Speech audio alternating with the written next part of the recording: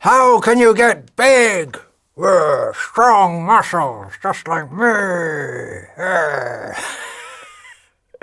It's got to be a joke. Maybe they called the wrong person. They were going to call some big, strong, famous film star.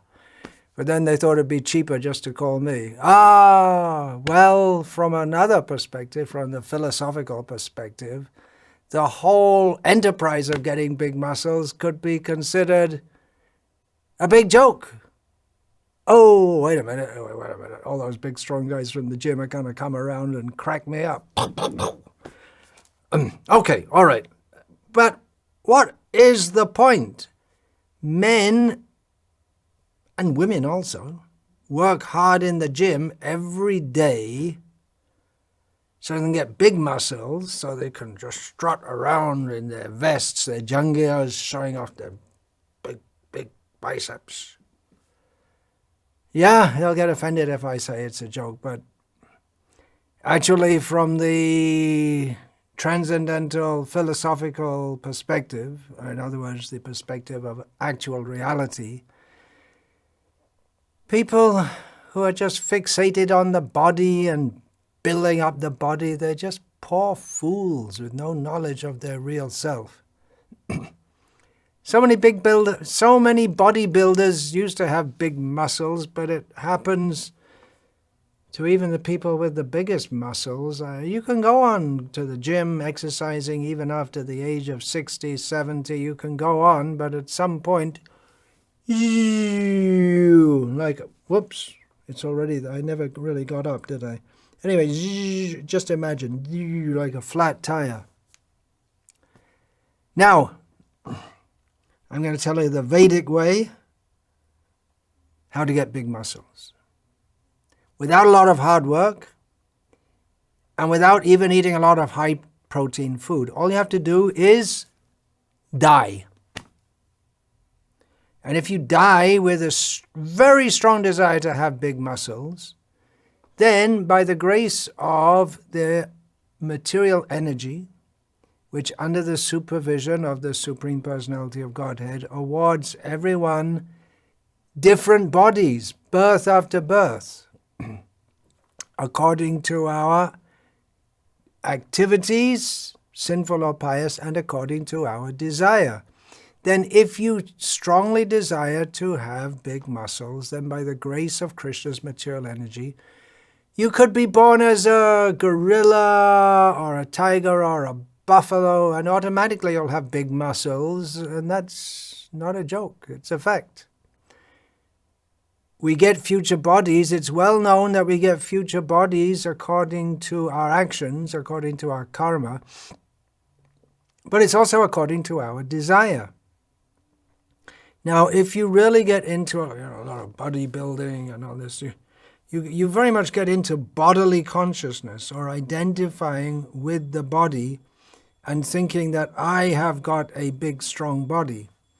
But the first installment of spiritual knowledge is to know that I'm not this body, but bodybuilding increases the bodily consciousness, which, unless we're very spiritually strong, will overcome our desire to become spiritually strong.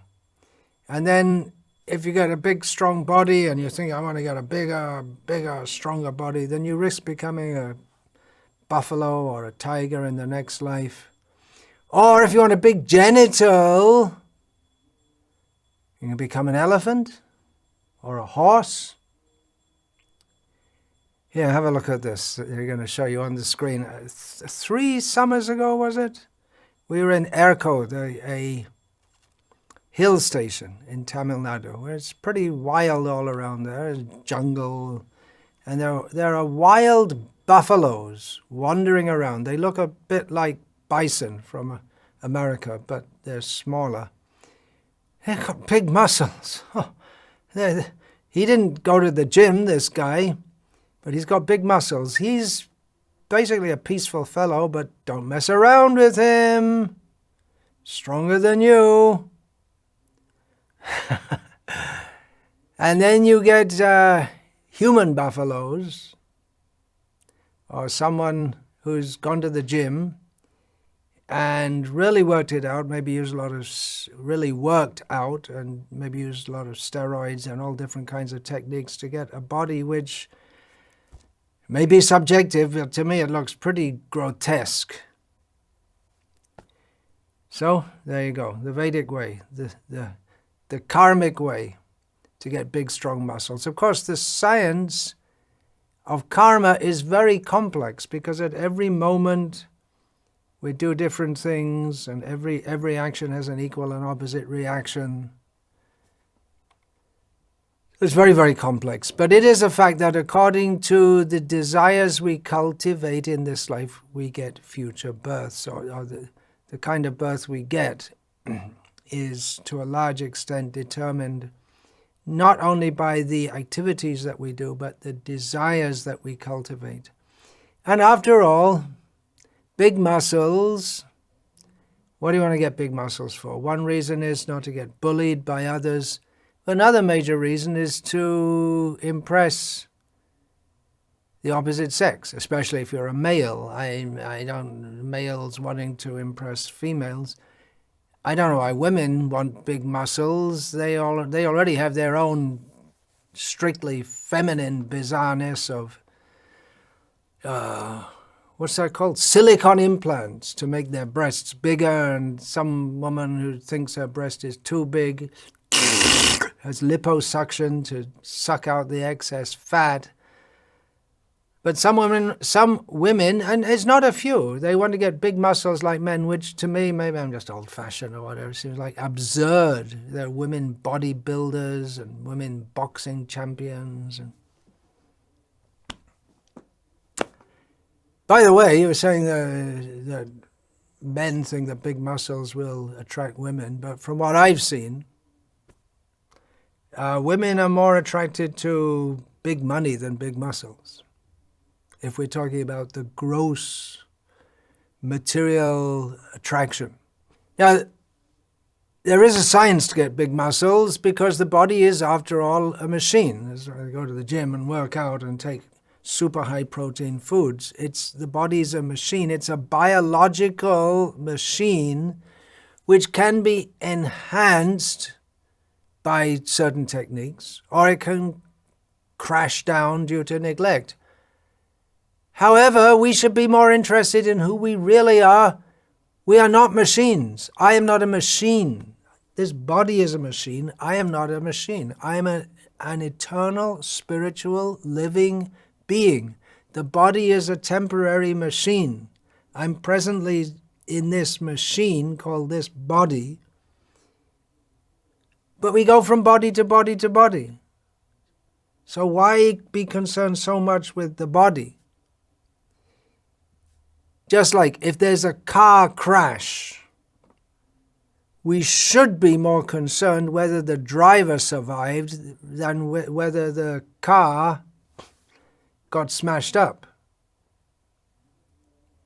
Similarly, the soul is within the body. We should be more concerned with the soul, which lends life to the body, because even the biggest, strongest bodybuilders have to leave their body.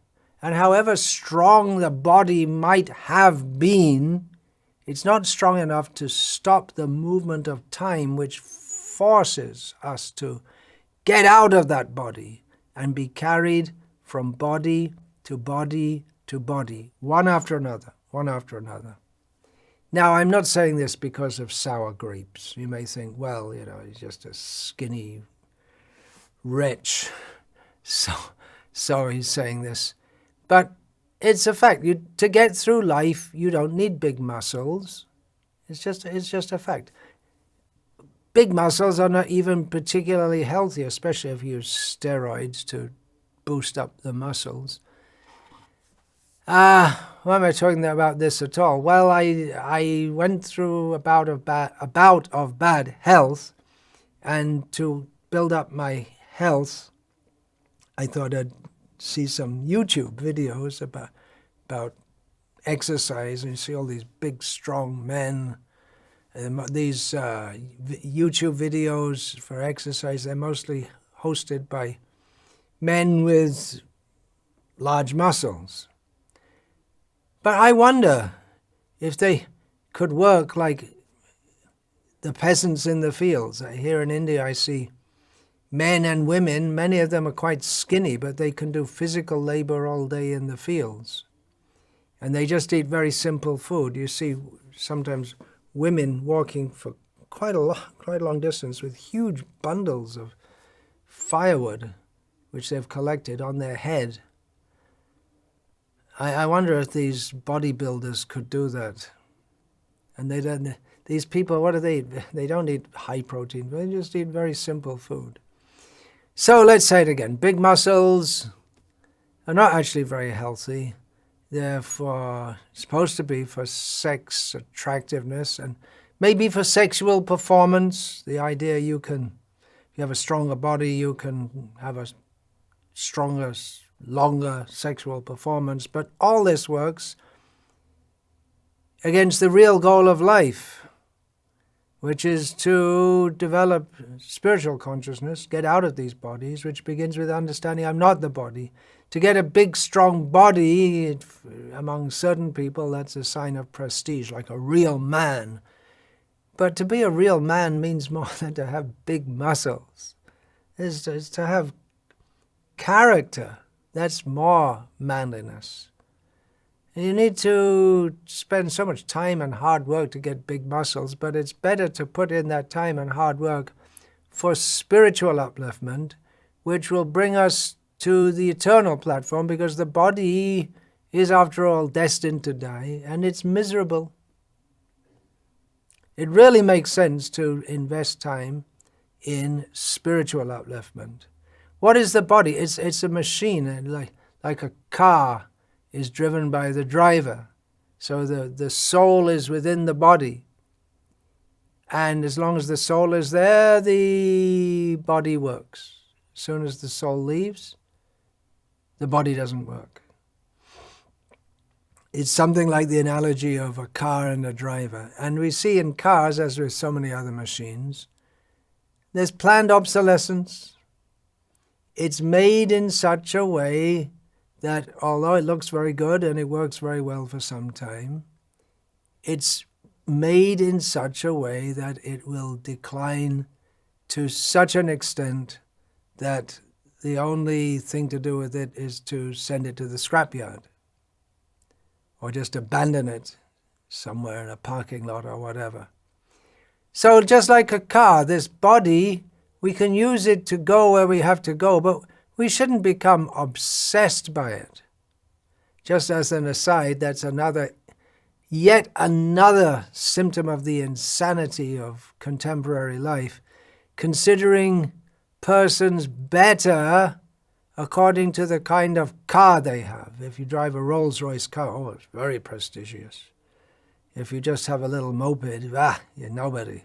Or considering someone better if they have a big muscular body.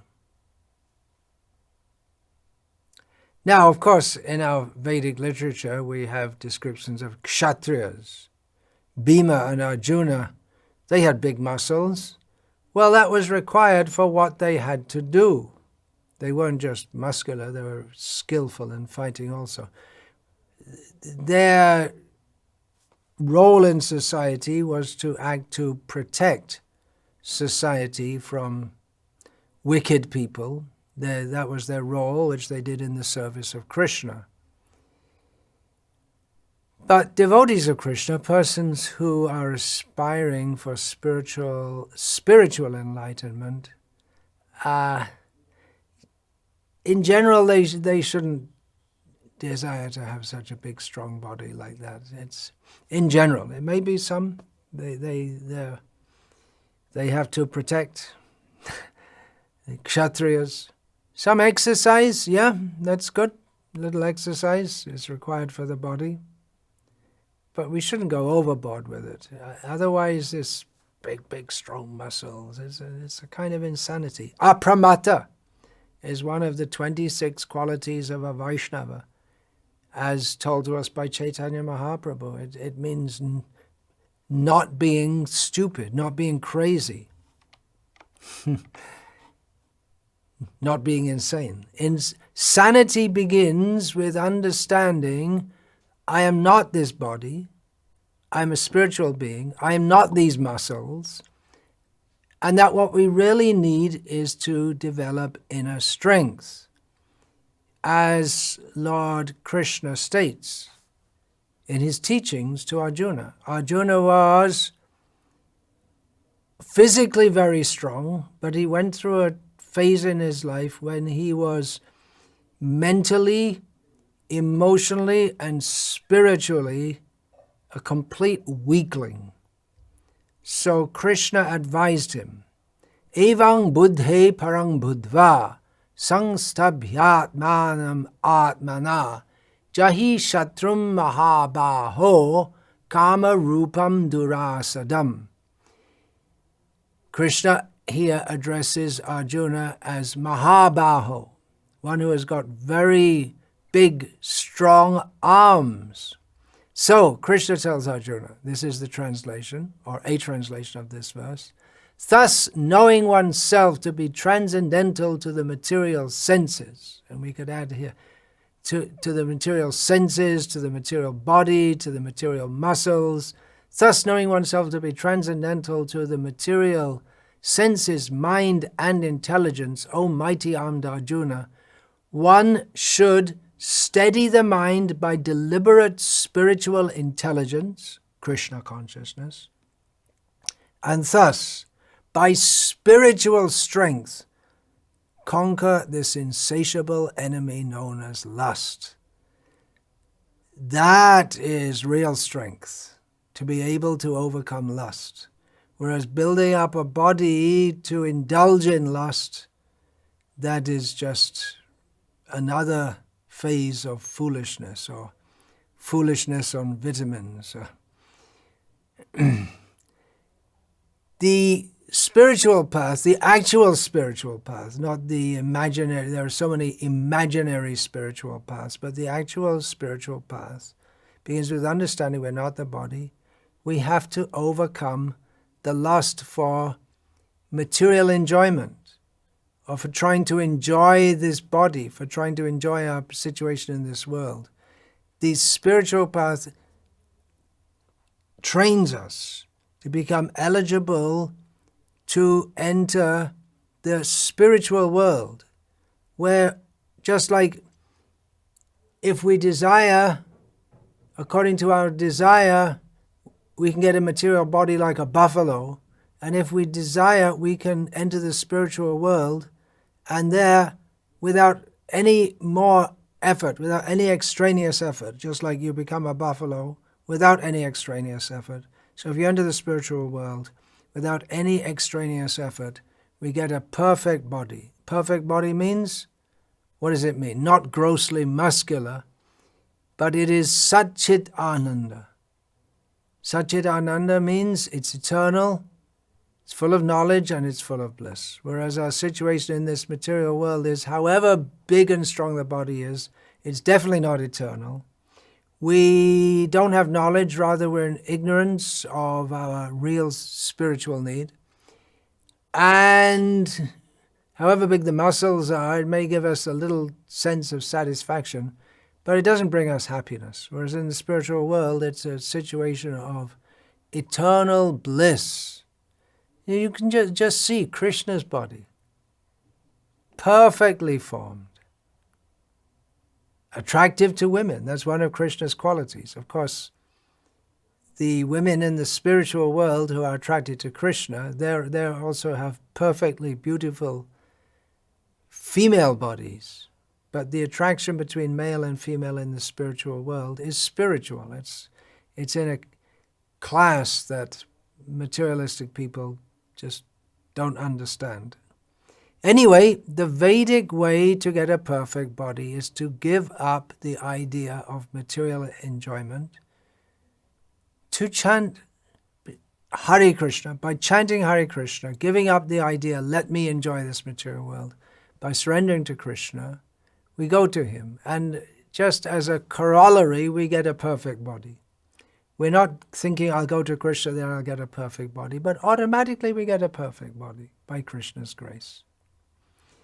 And the Vedic way to get a super muscular body, or rather you can say the karmic way to do it, is to desire it strongly enough. And then you can get a gorilla body, or a buffalo body, or an orangutan body. Human bodies aren't that strong. I'll read some quotes from our most worshipable Srila Prabhupada, His Divine Grace A.C. Bhaktivedanta Swami Prabhupada. Here's a quote from a talk that Srila Prabhupada gave on September the 29th, 1976, in Vrindavan, which is the spiritual world manifested as if it's part of this material world. So Srila Prabhupada said, "Do you think that because you are very strong and stout, a big wrestler with muscles, that you'll live? No! For Yamaraj, the Lord of Death, there is no consideration that here is a weak person, lean and thin, and here is a very strong person. Therefore, the strong person should be left over, and the lean and thin will be taken to Yamaraj. No! When the time will come, the lean and thin may be spared, but the strong man may be immediately taken." In other words, whether we're taken for punishment by the God of Death doesn't depend on whether we have a big, strong body or a weak, skinny body. That's not the criterion. So this rascaldom that by exercise, people are very much attached to the body, we have seen everywhere, especially in European countries. They are very much attached to make the body stout and strong. And in the morning you'll find, here also you'll find, they're running to make the body strong, as if the strong body will save him from death. This is rascaldom, therefore pramata. I just said that word, apramata, which means sane, and Srila Prabhupada says, therefore, pramata, crazy. We do not say that you remain very weak and lean and thin. No, you should maintain this body properly, but not that. That is my only business, how to maintain this body. Now I'm going to read a quote from Srila Prabhupada's purport to Srimad Bhagavatam, Canto 3, Chapter 17, Text 16. There are two classes of men in this world. There are two classes of men in the world. One is called the demon and the other is called the demigod.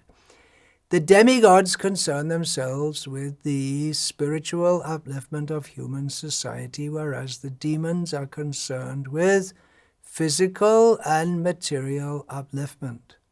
The two demons born of Diti, that's Hiranyakashipu and Hiranyaksha. The two demons born of Diti began to make their bodies as strong as iron frames, and they were so tall that they seemed to touch outer space. They were decorated with valuable ornaments, and so they thought that this was success in life. Then a quote from the purport to the next verse, Bhagavatam, Canto 3, Chapter 17, Text 17. In the demoniac way of civilization, people are interested in getting a body constructed in such a way that when they walk on the street, the earth will tremble, and when they stand, it will appear that they cover the sun and the vision of the four directions. If a race appears strong in body, their country is materially considered to be among the highly advanced nations of the world. Okay, I'll end this little talk with what? Go out and do a few press-ups? No, I'll read some verses or sing a few verses from the writings of Srila Thakur Bhaktivinoda as relevant to this subject, and after chanting each verse, I'll give an English translation. Rupe Gaurab Keno Bhai, Anita E Kaleba Kabu Nahe Sthiratar, Shama Naile Kichunai, E Anga Shital Habe, Anki Spanda Hina Rabe, Chitaragone Habe Chai.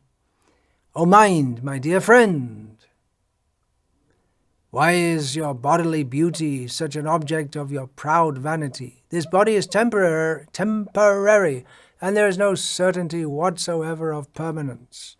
After Yamaraj has paid his visit and taken your soul away, this body will then become cold.